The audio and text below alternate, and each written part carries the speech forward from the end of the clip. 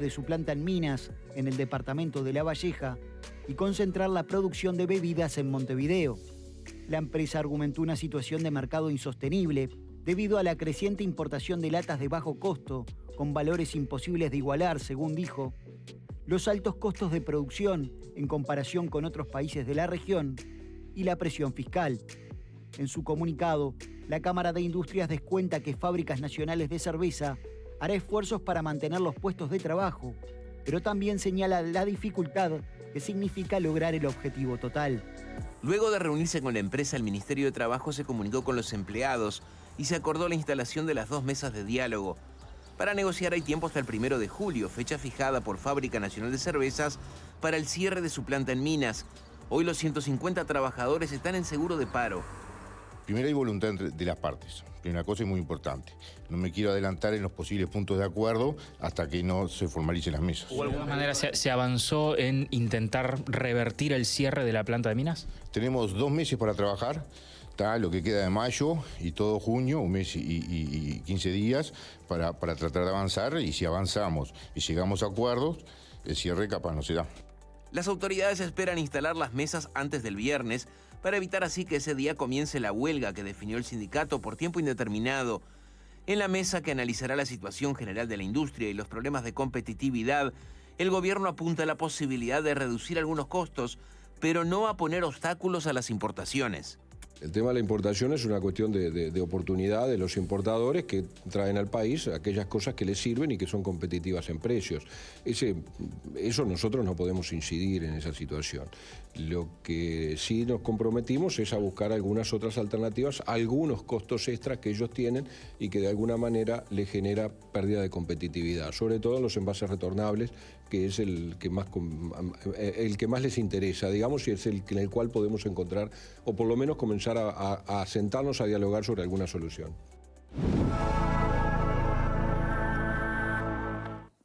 Bien, y nos está acompañando, a quien le damos las buenas tardes, a Fernando Ferreira, que es presidente de la Federación de Obreros y Empleados de la Bebida. Muchas gracias por estar aquí. Gracias por la invitación. Bueno, solo para recapitular algunas cosas, hay 150 empleados de la planta de Minas que están ya en seguro de paro desde principio de mayo. Desde principio de mayo. Ahí está, bien.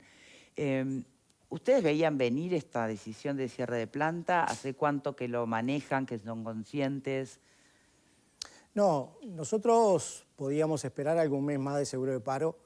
Venimos denunciando desde el año 2022 los problemas que tiene la industria en cuanto a la invasión de latas a bajo costos, que es parte de lo que anuncia FNC, Sí. Los problemas impositivos que se dan con la caída de la devolución fiscal que tenía la cerveza, que se le llamaba subsidio, Sí. pero eso cayó en el 2021.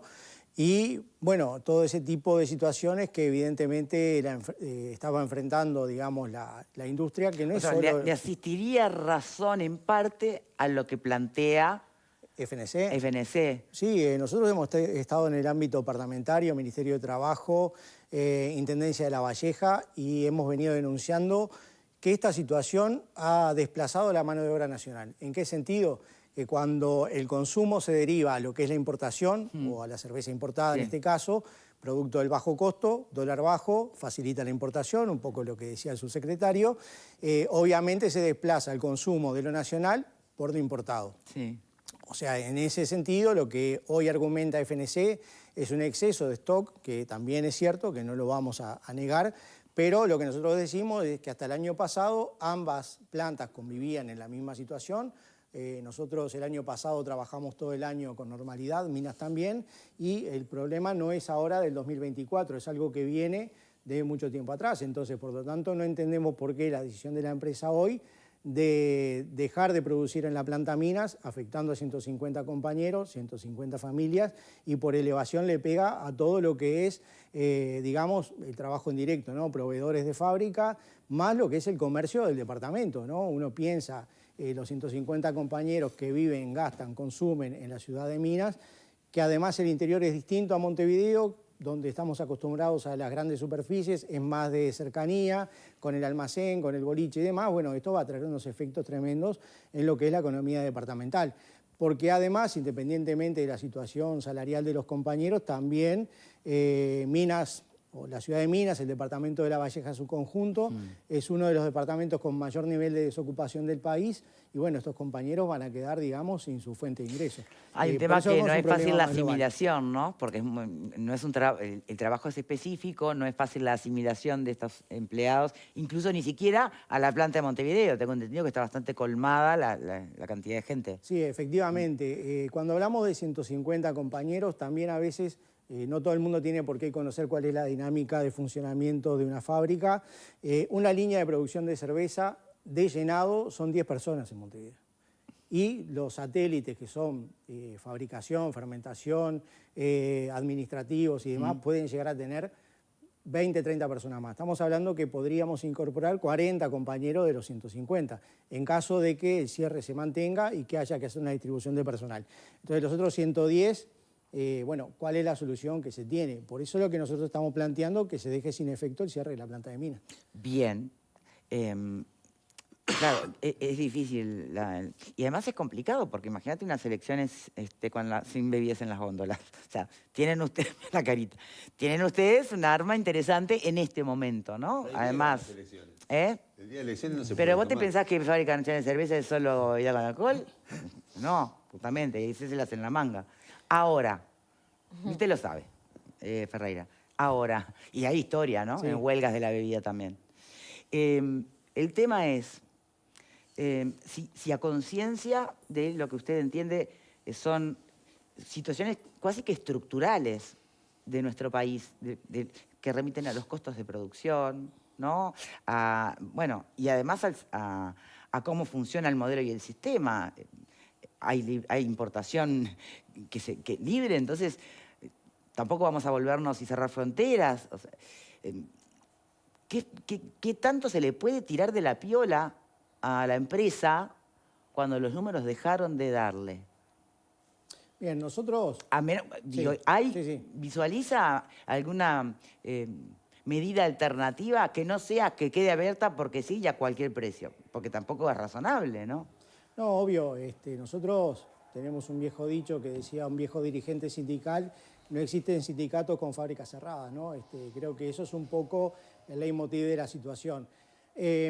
¿Cuál es el planteo que estamos haciendo desde el sindicato al Ministerio de Trabajo? También se lo hicimos saber a las distintas comisiones del Parlamento, que bueno, que llevamos esta propuesta. Poder trabajar de manera, digamos, complementaria, ¿no? Es decir, bueno, un tiempo trabaja Minas, un tiempo trabaja Montevideo. ¿Que alternen los seguros de paro? Alternamos la producción, alternamos los seguros de paro, alternamos la licencia y que, bueno, que las dos plantas se mantengan operativas. ¿Qué dicen los compañeros de la planta de Montevideo? No, los compañeros están de acuerdo. Porque, sí, porque son los primeros en que podrían saltar y sin decir... Sin duda, lo que pasa es que también hay que mirar un poco más allá, ¿no? Hasta ahora convivimos ambas plantas, el nivel de consumo permitía la convivencia de ambos. Es muy embromado, digamos, para nosotros como trabajadores de Montevideo, decir, bueno, el fin de los 150 puestos de trabajo se implica el pleno empleo en Montevideo y a partir de eso yo me salvo y el compañero muere, ¿no? Uno cuando tiene una afiliación al sindicato tiene que también velar por el compañero que tiene al lado y no mirar solamente su objetivo primario, que es su bolsillo.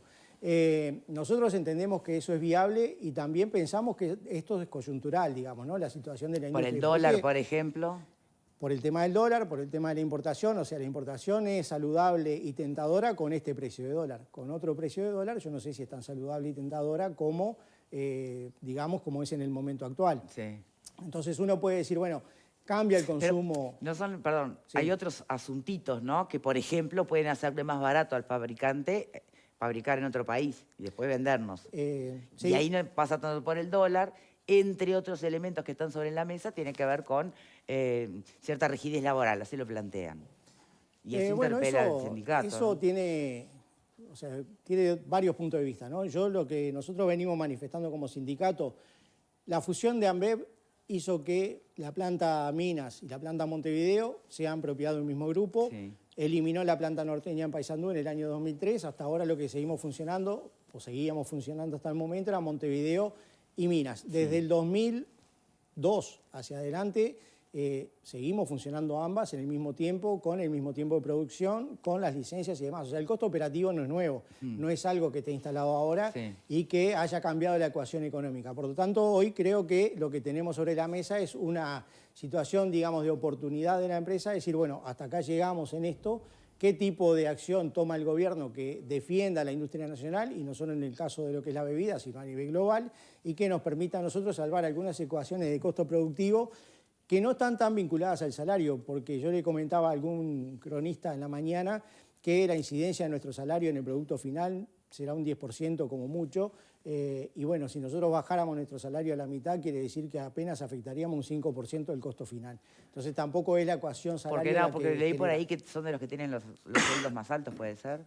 Sí, pero dentro de la industria es uno de los salarios más altos, pero obviamente cuando no incide en el producto final. El tema es cómo pega o qué porcentaje se come del costo. Claro, porque total. hay que ver la composición del costo, ¿no? Sí. De una cerveza final. Nosotros estuvimos viendo el tema del IMESI el año pasado y en fines del 2022, y el costo final estaba en unos 54, 55, 60 pesos, haciendo inflación, debe estar en 70. Entonces, todo lo demás después es o ganancia de la empresa o ganancia del comercio, o sea, no está estipulado en el costo final. Cuando uno termina de elaborar la botella de cerveza está en 70 pesos. Entonces, bueno, si el 10% es la incidencia de la mano de obra salarial, quiere decir que son 7 pesos. Bueno, el consumo, o sea, el problema precio no está ahí, está después en las cadenas de valor o agregado, que tiene que ver con otras cosas, ¿no? Bien, abro, si le parece, al panel. Connie. La historia de la producción nacional siempre estuvo conectada a la rentabilidad de las empresas. En el año 2003, lo acaba de decir usted, dejó de producir la cerveza que se producía en Paysandú. En el norte. ¿Por qué? Porque la compañía que compró la compañía del agua mineral en Minas, que era una compañía francesa que fabricaba otras cosas y no cerveza, le dijo a alguien, compren la cervecería, porque no la quiero, y compraron esa cervecería de Minas y compraron la planta de Paysandú. Mala suerte, nos pasa a todos a lo largo y a lo ancho de la historia del Uruguay. En su época también existía una avenida, en la avenida Millán había una empresa que producía bebidas sin alcohol y se cerró un día y fue comprado por el grupo y Fábrica Nacional de Cerveza en botella y produce esa bebida sin alcohol y sus distintas presentaciones, y ni qué contarle de todas las bebidas que desaparecieron y no existen más. Entonces, en estas circunstancias, uno tiene la sensación de que en un sindicato que ha tenido un gran éxito, y así lo han hecho saber a Urbi et Orbi, consiguiendo unas condiciones salariales fenomenales y unas condiciones de trabajo muy buenas, el día que la empresa dice, mire, estoy a 50% de capacidad instalada produciendo en Minas y a 50% en Montevideo, estoy, digamos, desde el punto de vista de la eficiencia económica, estoy haciendo una combinación pésima. Voy a traer lo que tenían allá, básicamente el tema de las latas, y lo vamos a producir en Montevideo. Y allá les voy a pagar el despido como corresponde a una empresa que va a cerrar esta oficina. Y usted dice, no. Y los compañeros dicen, perfecto, vamos al seguro de paro. Pero, ¿y la realidad del negocio de la compañía? Obviamente, ustedes defienden su puesto de trabajo, pero tienen que ayudar a su empresa. Entonces, no entiendo que lo que amenazan es no habrá más ni cerveza, ni bebidas, ni nada que estemos nosotros del sector de la bebida, porque el 17 entramos en huelga general. Es una cosa, un planteo que supuestamente los consumidores son los que nos ponen el cuchillo. La compañía dirá, bueno, muy bien. Dice que tienen stock, eso sí aclaró la gerente general, que tienen mucho stock, o sea que algo para enfrentar el invierno tiene. Pero Así se terminan las compañías en el sistema capitalista. Ahora, si yo, como veo el cartel que dice abajo, muerte al capitalismo, 1 de mayo, macanudo, los que están con ese discurso están en todo su derecho, pero mientras acá haya un sistema capitalista, el dueño decide qué hace con sus plantas. A ver, Alfredo. A mí me tocó una vez estar en una fábrica que era extranjera, laburando, y decidieron cerrar la planta de producción porque les salía más, era muy chico el mercado nuestro, cerraron porque importaban todo de una planta que tenían en Argentina, y creo que es algo más o menos parecido a lo que está pasando a los compañeros de la Fábrica Nacional de Cerveza. Es decir, no sé si la opción que ustedes están planteando es sostenible en el largo plazo. Esa cuestión del seguro de paro parcial, no sé qué, por la defensa de la fuente de trabajo. No sé si es, hasta desde el punto de vista social, si vos lo vas a bancar seguro de paro en eterno, más vale le des un subsidio a los 150 personas de minas mientras no consigan otro tipo de trabajo, porque a veces esos cierres son inexorables. Las empresas, la producción de minas la deben hacer en 2 días en Brasil. No sé, estoy diciendo, me imagino los monstruos que tiene la fábrica en Brasil. Entonces, no sé si es sustentable. Yo entiendo la defensa y la solidaridad, pero ¿realmente la ven viable a largo plazo hacerlo eso? ¿Puede revertirse la situación o es simplemente un grito desesperado de que no dejen a la gente en la calle? Esa es un poco la duda que tengo yo, ¿no? Si realmente le ven posibilidad de éxito a esa política. No, primero, algunas apreciaciones que no son acertadas, la que hace el contador Hughes.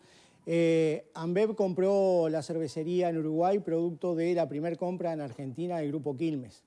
Grupo Quilmes compra Pepsi en Brasil, queda endeudada, paridad peso-dólar, gobierno de Menem, si no me equivoco, y quedó endeudada, por lo tanto, Ambev después se le quedó con las plantas de Argentina. Nosotros en aquel momento pertenecíamos al Grupo Quilmes. Danone, de capitales franceses, es quien envasa el agua Salus, lástima que tengo que pasar el chivo, pero bueno, es lo que queda. Y Ambev tiene la planta de cerveza, viejo Grupo Maresca que tenía ambas plantas. O sea que por lo tanto hay alguna falla en cuanto a de dónde sale Ambev, y la decisión de Ambev en el 2003 de liquidar la planta de llenado de Patricia tiene que ver con justamente sí, traer la producción de Norteña a Montevideo, y que en aquel momento el gobierno de Lula dijo Brasil alimenta al mundo, fue la definición, año 2003, y la decisión estaba tomada. La planta a la que hace alusión, en la planta de envasado de refresco Millán Instrucciones, hoy está dentro de la planta de FNC, trajo todo para acá, y hubo una discusión con el sindicato de cuál era, digamos, la foto final, de cuántos compañeros venían, cómo venían. Fue un proceso de negociación y discusión que evidentemente se tomó con determinado tiempo, se instaló y se discutió. ¿Cuáles son? Pero si yo dijera, a ver, ¿cuál es el punto? Porque hay una cosa claro, que dice... porque hay una cosa de la que parece que dice Hughes que no llegan. Las latas no vienen a Montevideo.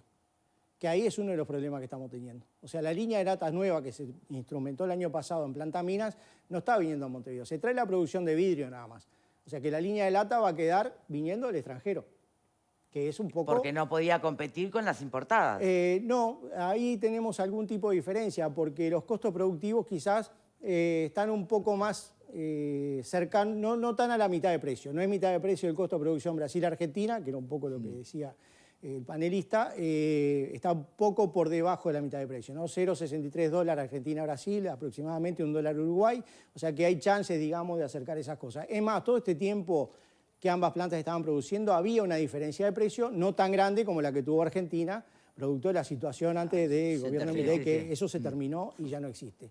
Entonces, es viable mantener, es una defensa de los puestos de trabajo, inexorable pérdida, ¿no? Si es más barato un subsidio. No, bueno, a veces nosotros decimos que cuando el Estado subsidia determinadas actividades le sale más caro que mantener productiva una fuente de trabajo, ¿no? Por todo lo que hace y todo lo que genera el tema del trabajo. Los compañeros que hoy tienen una actividad determinada en una fábrica, bueno, ¿en dónde van a trabajar? En minas. Porque si decimos que los 150 no llegan, algún empleo deben tener. Van a ser informales, aumentamos el informalismo, que es una de las cosas que reconocemos como movimiento sindical que este gobierno mejoró del 2020 para acá. Después hablaremos de pandemia, lo que sea, ¿no? Pero vamos a volcar más mano de obra, digamos, informal al mercado, porque evidentemente no lo va a cooptar Minas, La Valleja, ni siquiera Maldonado, que es un departamento cercano. Entonces, ¿cuál es la propuesta nuestra? Es como una alternativa primaria, ¿no? Decir, bueno, centrémonos en esta posibilidad, veamos el futuro. Quizás tampoco la foto va a ser... Ustedes tienen la esperanza de que, claro, porque todo esto está pasando con la foto de hoy. Claro, lo estructural, estamos de acuerdo, a eso iba pero yo. que con lo estructural venían sobreviviendo. Pero hay una coyuntura. O sea, nosotros no podemos como sindicato pensar que esta foto hoy de FNC Minas Montevideo va a ser la misma, ¿no? De que en el proceso vayamos a terminar igual de como estábamos hoy. En eso estamos convencidos como sindicato que no va a ser así.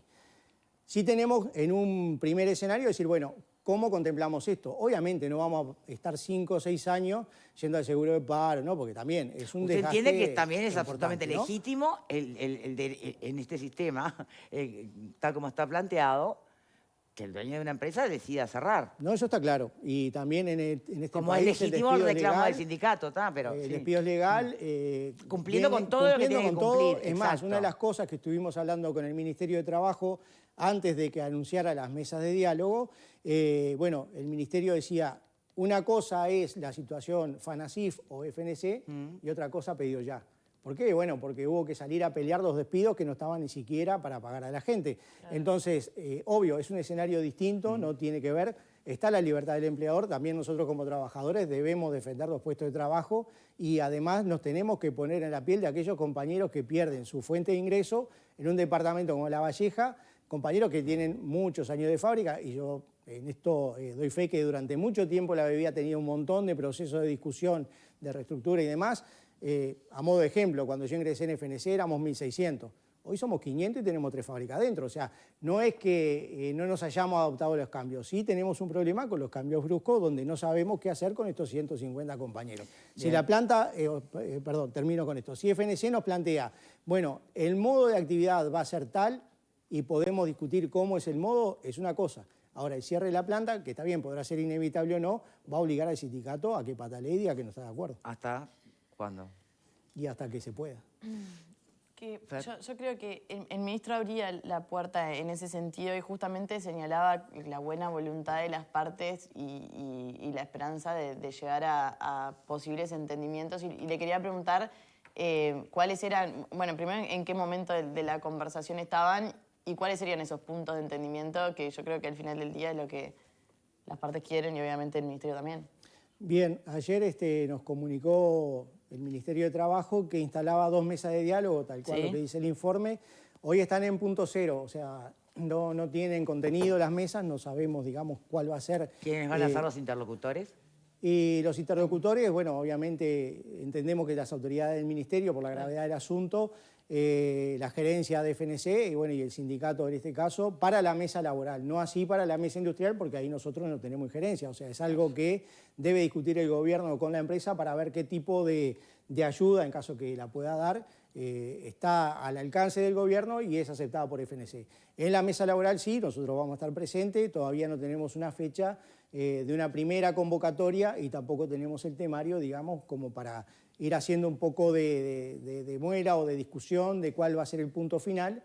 Bueno, esperamos que los próximos días nos convoque el Ministerio. Se lo notaba con un prudente optimismo.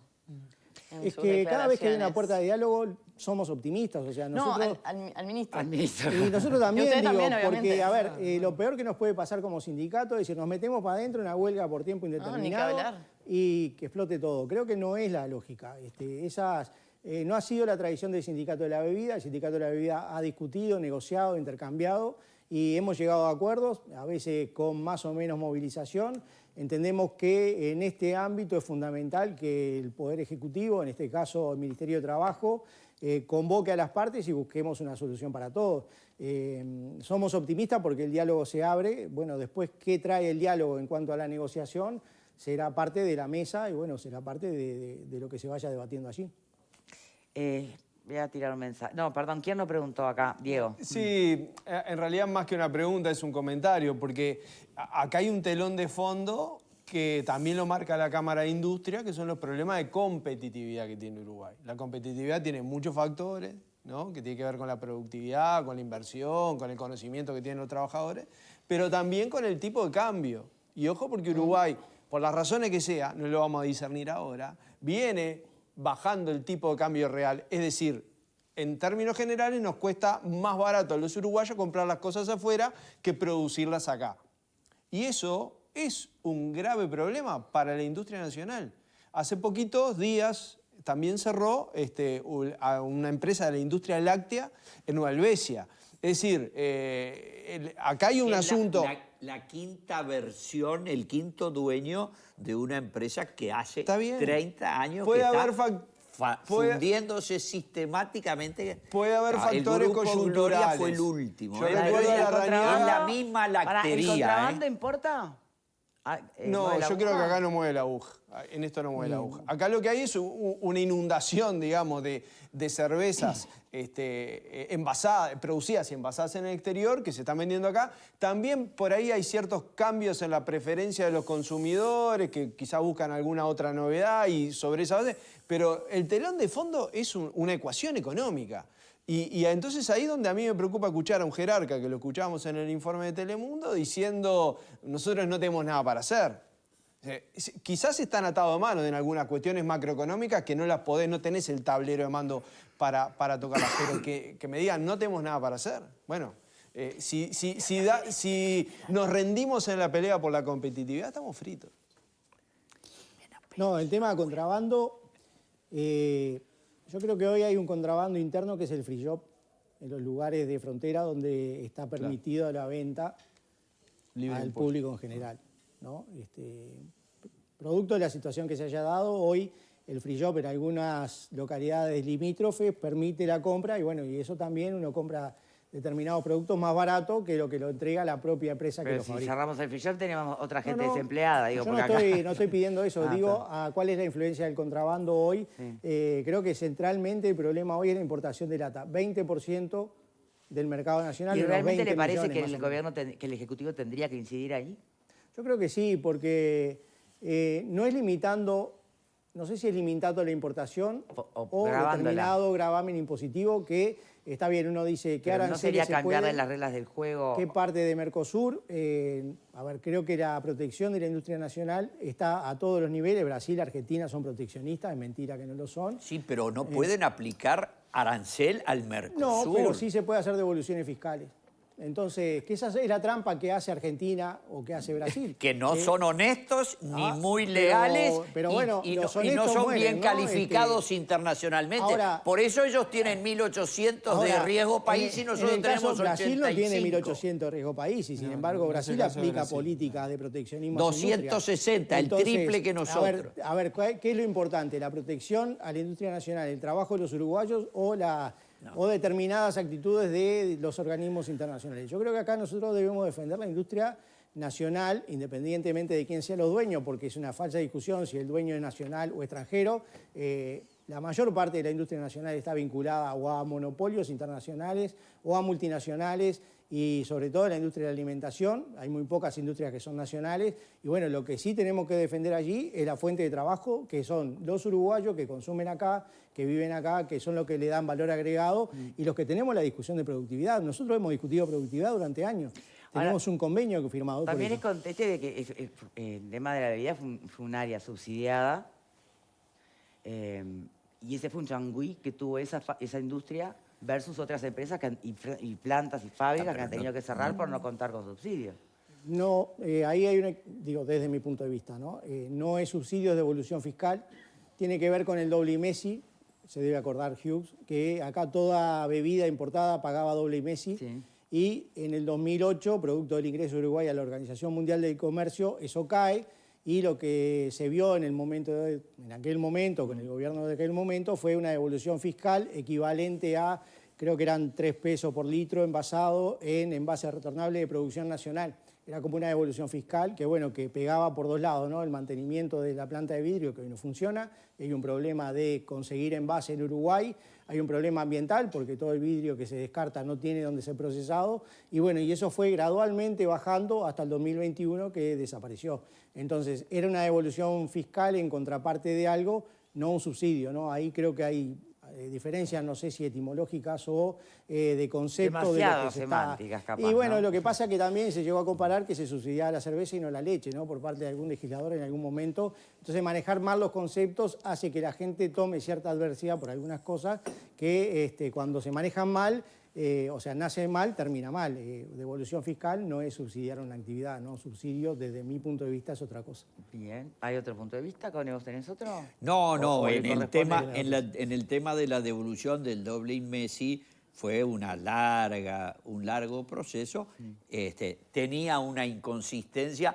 El Uruguay no entró en la Organización Mundial de Comercio en el año 2008. En el año 2008 lo que hubo fue unas amonestaciones.